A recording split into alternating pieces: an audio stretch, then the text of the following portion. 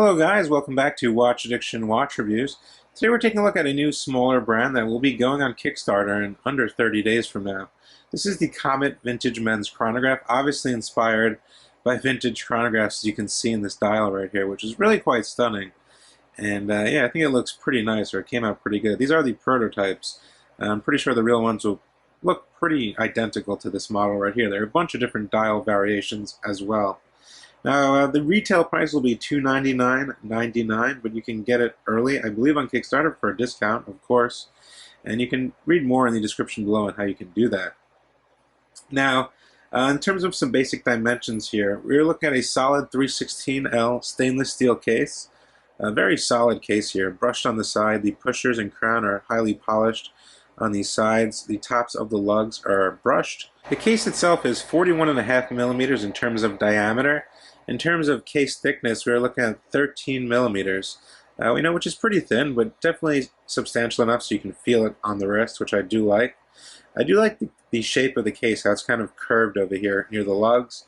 It gives it a very vintage-like aesthetic as well. The lugs on top appear quite thin though, so I think that's pretty cool how it came out. Now in terms of lug to lug distance, we're looking at 48.5 millimeters, so relatively sized for a 41.5 millimeter case. We do have 22 millimeter lug widths here, which is pretty standard. And if you didn't notice on the strap, we also do get those nice quick release bars, so very easy to swap straps on the Comet chronograph.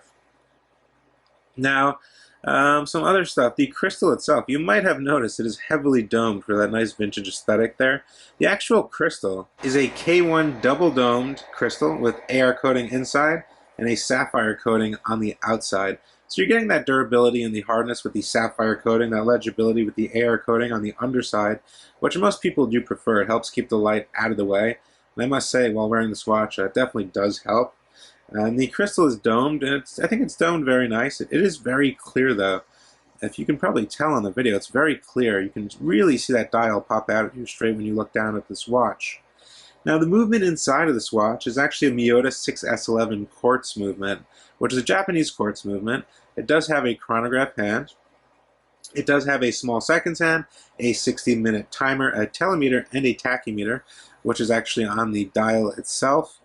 And I'm going to go ahead and demonstrate that for you right now. The watch itself is water resistant to 50 meters or 5 ATM, so it's definitely something not really to bring near the water. But that nice red chronograph hand really kind of pops on this black dial with that vintage, like the numerals over here and that vintage kind of patina font.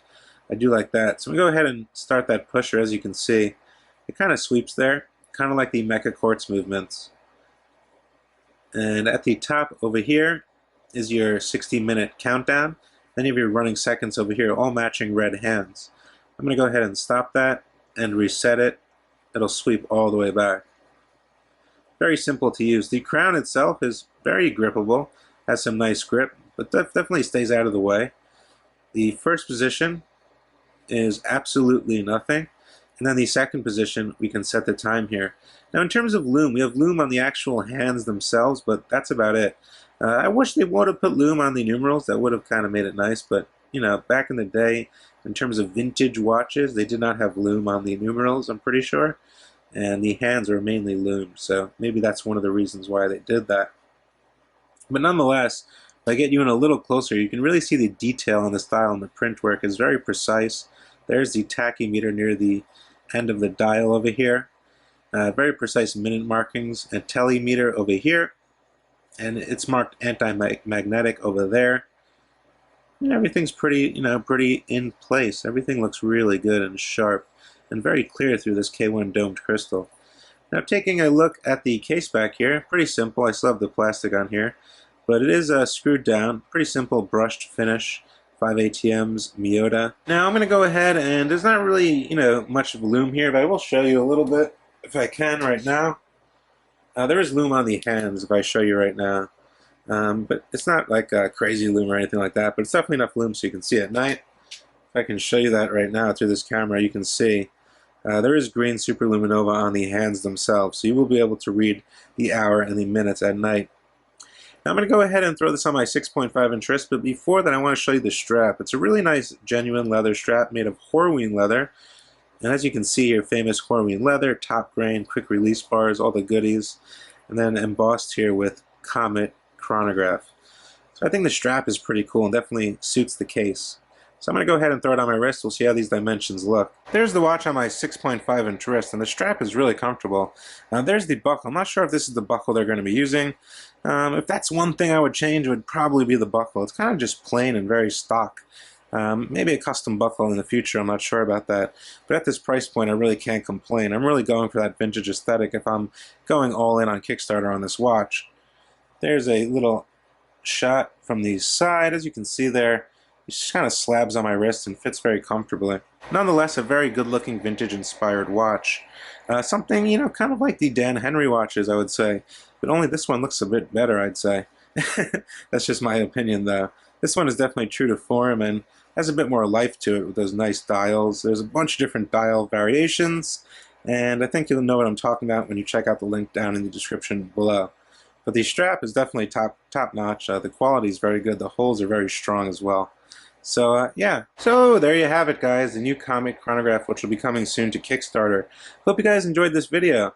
I think it's a pretty decent offering. I like the looks of it. If you want something vintage but don't want to buy vintage, which a lot of brands are doing nowadays, you can just buy a new watch that, you know, kind of resembles the same exact thing with a modern case, modern materials and movements. So, let me know what you guys think down in the comment section below. You can follow me at Watch Addict Channel on Instagram. You can check me out at www.watchaddictchannel.com. And that's pretty much going to be it for today. Hope you guys enjoyed. Thanks once again for tuning in. I will see you guys in the next video. Bye.